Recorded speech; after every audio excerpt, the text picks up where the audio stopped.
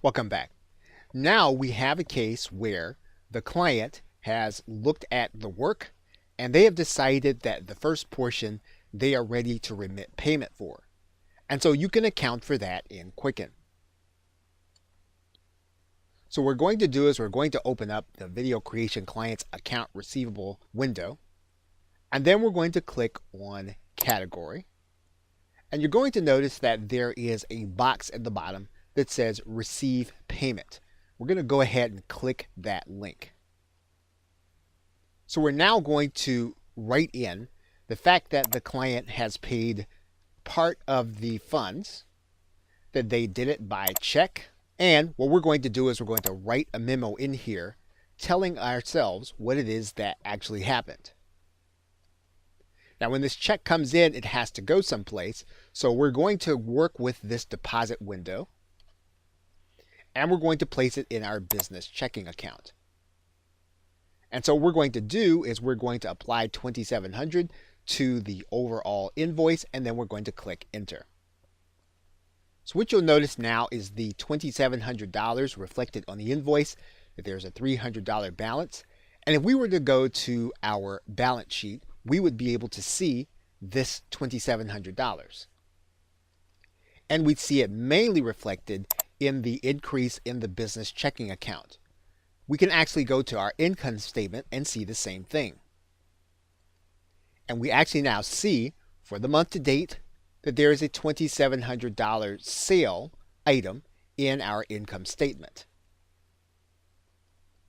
Because we are simplifying our statements, we are working primarily on a cash basis. And so our cash flow statement will be much the same as our income statement. And so you'll see that the cash inflows as of the middle of the month are still $3,200 and the expenses are primarily the same. And one of the things that you may have noticed is that our remaining invoice for video creation clients still has a balance of $300, but is currently not on our balance sheet. And you can see that here. And that is because by default, Quicken will only show you the cash method of accounting for your balances.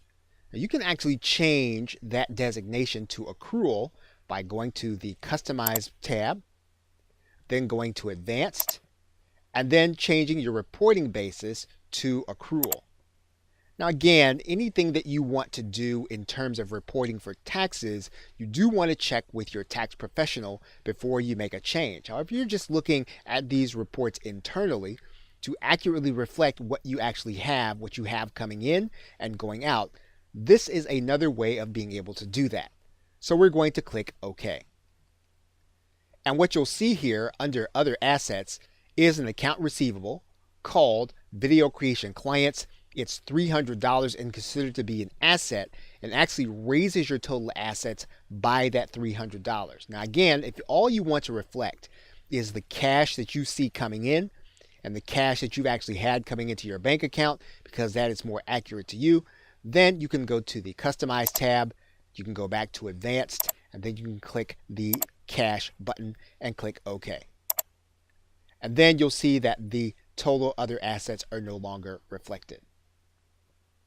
Okay, so with that, thanks, and I will see you in another video.